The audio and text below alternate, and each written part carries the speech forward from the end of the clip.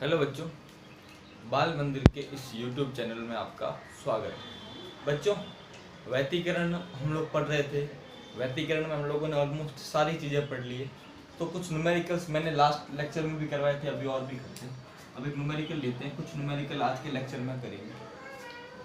Numerical से बच्चों concept clear होंगे। हम लोगों ने फॉर्मूले पढ़े, समपोषी व्यतिकरण, विनाशी व्यतिकरण, तीव्रता क्या होगी, आयाम क्या होगा, सारी बातें हम लोगों ने कर ली। तो अब इस पे कुछ न्यूमेरिकल्स और करते हैं। हमारे पास है 2:8 तीव्रता के 2 कला संबंध स्रोत। कला संबंध स्रोत व्यतिकरण प्रतिरूप उत्पन्न करते हैं। कला संबंध स्रोत बच्चों व्यतिकरण प्रतिरूप उत्पन्न करते हैं। व्यतिकरण प्रतिरूप उत्पन्न करते हैं।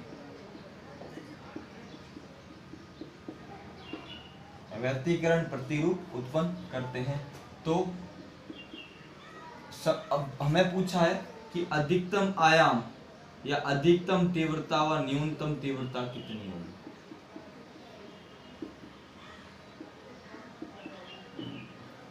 तीव्रता का अनुपात क्या होगा, ये हमारा बच्चों सवाल है। अब बच्चों ये तो आपको पता है अधिकतम कब होगी, हमें ये पता है कि समपोषी व्यतिकरण होगा तो तीव्रता बच्चों क्या होगी, अधिकतम होगी, और विनाशी व्यतिकरण होगा तो तीव्रता क्या होगी, मैक्सिमम। हमें सवाल में बच्चों देखो क्या गिवन है, मैं आपको बता देता हूँ। I1 अनुपात I2 बराबर 2:8। हमें निकालना है I max upon I minimum। बच्चों ये सवाल है, अब इसको आप लोगों को अपने आप करना है। एक बार इसको पॉज करके वीडियो को आप लोग इस सवाल को सॉल्व कर सकते हैं बच्चों। बहुत इजी क्वेश्चन है बच्चों। जब तक मैंने आपको पहले भी बोला है, जब तक आप लोग प्रैक्टिस नहीं करोगे सवाल नहीं होंगे। अब देखो बच्चों, पॉज करके सॉल्व करना मैं करवाता हूँ। अब हमें पता है I1 बटा I2 बराबर कितना दिया हुआ, 2/8 बराबर है 1/4। ठीक है, अब इसको ऊपर नीचे I0 से गुणा करके कर सकते हैं ना, तो इसको लिख सकते हैं I0/4I0। एक ही बात है बच्चों, फर्क कुछ नहीं पड़ता। ठीक है ना, ये 1:4 का मतलब किसी ना किसी राशि से गुणा कर सकते हैं ना, अनुपात से, समान राशि से गुणा करूंगा मान मिल जाएगा। अब बच्चों निकालना है I max upon I minimum। ठीक है ना, आपको ये तो बच्चों बात पता है I max और I minimum की अगर मैं बात करूं तो बच्चों आपको पता है कि I max क्या होता है, √I1 plus √I2 upon √I1 minus √I2। इसका भी क्या होगा, होल स्क्वायर, इसका भी क्या होगा, होल स्क्वायर। ठीक है बच्चों, अब इसको अगर सॉल्व करें हम लोग तो बच्चों अब देखो यहाँ लिखता हूँ I max upon I minimum।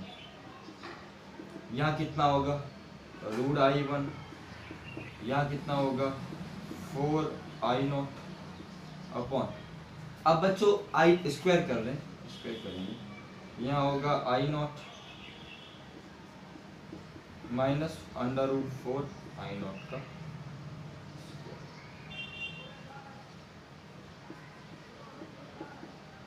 I0 का स्क्वायर। बच्चों ये यहाँ तक बात आपको समझ में आ रही होगी अच्छे से, यहाँ तक आपको बात समझ में आ रही है, बराबर दिख रहा है बच्चों। ठीक है, अब इसको सॉल्व करते हैं बच्चों हम लोग। देखो तो क्या हो जाएगा, I max upon I minimum। अब 4 का वर्गमूल कितना होगा, 2, तो क्या हो जाएगा √I0 प्लस 2 √I0 का square upon same √I0 minus 2 √I0 का होल स्क्वायर। अब 1 और ये 1 प्लस 2, ये 1 है और 2 बार 3, और 1 माइनस 2 माइनस 1, तो I max upon I minimum। यहाँ क्या होगा 3I0 का होल स्क्वायर अपॉन -1 I0 का होल स्क्वायर। बच्चों क्या हो जाएगा 9I0 square upon I0 square, minus से माइनस कट गया, आंसर क्या है 9:1। तो हमारा I max और I minimum का अनुपात कितना हो गया बच्चों, 9:1। कितना हो गया, 9:1। तो इस प्रकार से बच्चों हमें न्यूमेरिकल सॉल्व करने हैं। इस प्रकार से हम लोग न्यूमेरिकल सॉल्व कर सकते हैं बच्चों, नोट कर लो इसको।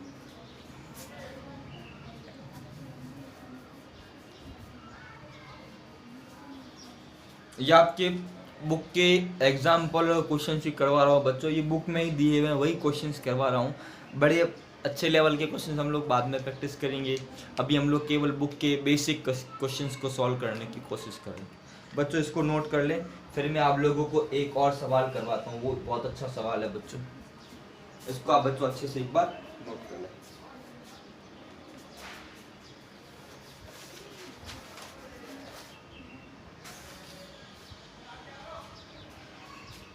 ठीक है बच्चों, दूसरे सवाल पे हम लोग बढ़े।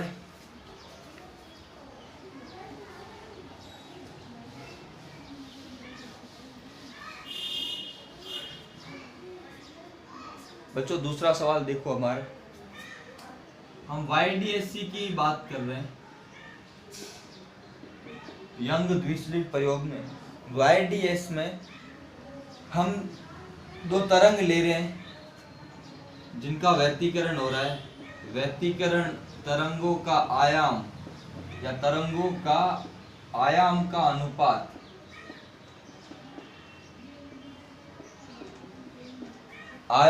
अनुपात कितना है बच्चों?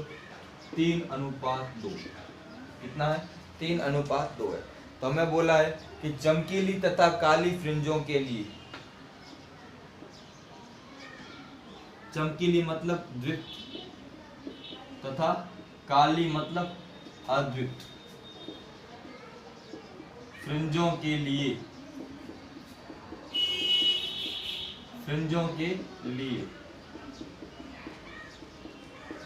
आयाम व तीव्रता का अनुपात ज्ञात करो। आयाम व तीव्रता, आयाम का अनुपात कितना होगा वो ज्ञात करना है, तथा तीव्रता का अनुपात कितना होगा वो निकालना है।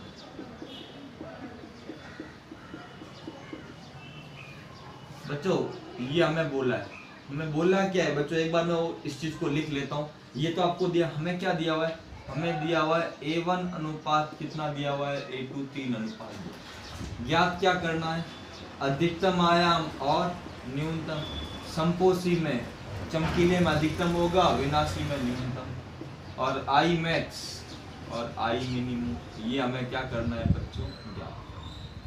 ये बच्चों हम लोगों को क्या करना है बच्चों? ज्ञात करना है, ध्यान रखना। अब बच्चों जब संपोषी होगा, वैसे देखो हमारे पास A का जो फॉर्मूला है, A नेट का फॉर्मूला, वो बच्चों आपको पता होना चाहिए। A² बराबर A1² plus A2² plus 2A1 A2 cos phi.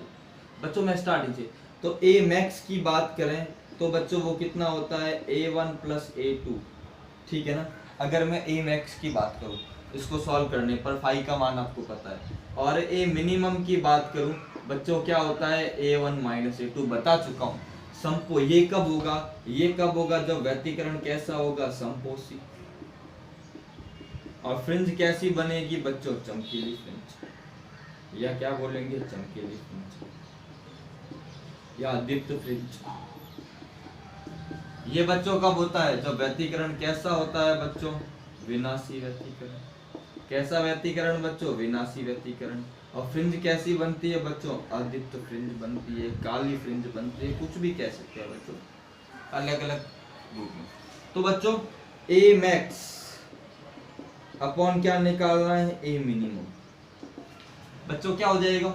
A max के लिए A1 प्लस A2 और A मिनिमम के लिए क्या हो जाएगा? A1 माइनस क्या हो जाएगा? A2 हो जाएगा। अब बच्चों क्या करो? जोड़ दो। 3 प्लस 2 3:2 है ना, और 3 माइनस 2, या इसको क्या लिख सकते हैं? इसको लिख सकते हैं 3A0 और इसको लिखते हैं 2A0, मैंने अभी बताया। तो क्या हो जाएगा? 3A0 plus 2A0 upon 3A0 minus 2A0 क्या हो जाएगा? 5A0 अपॉन क्या हो जाएगा? A0 कट गया। तो A max upon A minimum अनुपात कितना आ गया बच्चों? 5:1। हमारा आंसर कितना आया बच्चों? 5:1। पहला आंसर। यहाँ हम लोगों ने किसकी बात की बच्चों? आयाम की। तो आयाम का अनुपात कितना हो गया बच्चों? 5:1। कितना हो गया? 5:1। अब बच्चों तीव्रता के लिए हम लोग सीधा ही निकाल सकते हैं। मैंने आपको एक चीज बताई थी, आई हमेशा ए स्क्वायर के क्या होता है? समानुपाती। बाकी सारी चीजें कांस्टेंट। एक फॉर्मूला मैंने आपको बताया तीव्रता पढ़ाई तो क्या हो जाएगा? I max upon I minimum बराबर क्या हो जाएगा? ए मैक्स अपॉन ए मिनिमम का होल स्क्वायर। ये आपको बता चुका हूं मैं रिलेशन पहले। तो क्या हो जाएगा बच्चों? I max upon I minimum. A max बच्चों कितना है? 5 और अपॉन 1 का स्क्वायर क्या हो जाएगा? 25:1। तो दूसरा आंसर क्या होगा बच्चों? 25:1। और पहला आंसर कितना होगा? 5:1। तो बच्चों इस प्रकार से यह न्यूमेरिकल बच्चों क्या होगा? सॉल्व होगा। बहुत ही इंपॉर्टेंट न्यूमेरिकल है बच्चों, आपको पता होना चाहिए। बहुत ही अच्छा न्यूमेरिकल है, ठीक है। तो बच्चों इसको आप लोग अच्छे से क्या कर लो? नोट कर लो।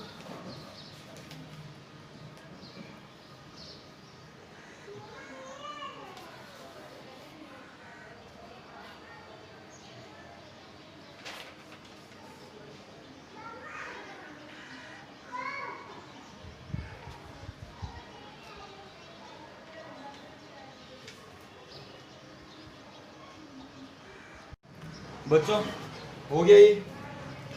एक और न्यूमेरिकल करते हैं बच्चों।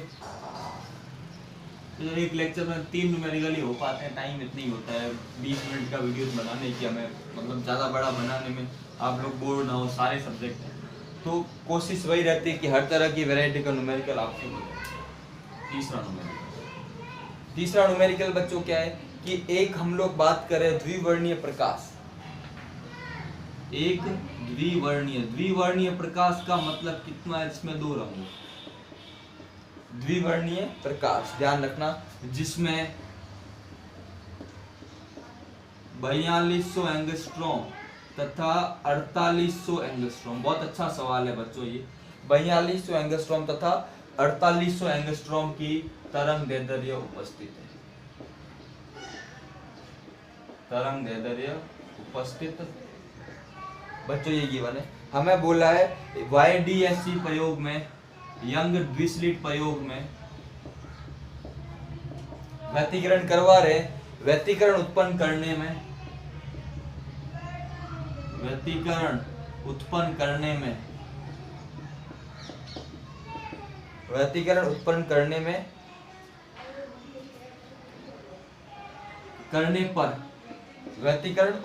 करने पर या व्यतिकरण उत्पन्न करते हैं,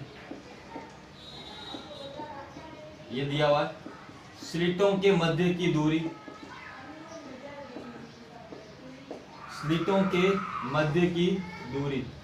बच्चों वो कितनी दी हुई है? हमें दी हुई है 2 मिलीमीटर। कितनी दी हुई है? 2 मिलीमीटर। तथा पर्दे व स्रोत के बीच की दूरी हमको दी हुई है। पर्दे व स्रोत या स्लिटों के बीच की दूरी वो हमको बच्चों दी हुई है, गिवन है 1 मीटर। केंद्रीय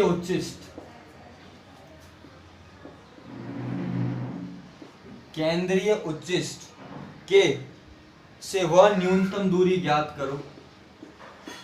केंद्रीय उच्चिष्ट से वह न्यूनतम दूरी ज्ञात करो। केंद्रीय उच्चिष्ट से वह न्यूनतम दूरी ज्ञात करो जहां दोनों तरंग दैर्ध्यों के कारण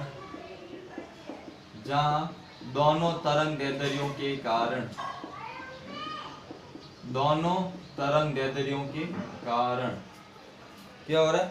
बनने वाली चमकीली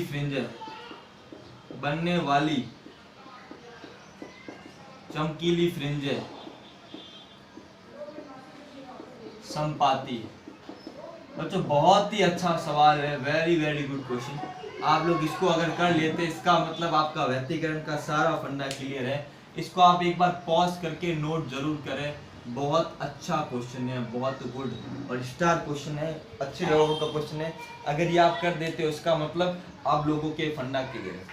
अब इसको आप पॉज करके नोट करें बच्चों, अच्छे से इसको पॉज करें, वीडियो को, सवाल को नोट करें। बहुत अच्छा सवाल है, सवाल ही अपने आप में बहुत बड़ा है, आंसर इतना बड़ा नहीं होगा। इसको मैं समझाता हूँ बच्चों, करना क्या है। हमारे पास दो स्लिट हैं बच्चों, ये डायग्राम से मैं इसको समझाने की कोशिश कर रहा हूँ कि पर्दे पर हमारे पास क्या हो रहा है, प्रतीक। अब मैंने आपको एक चीज बताई थी, ये है सेंट्रल ब्राइट।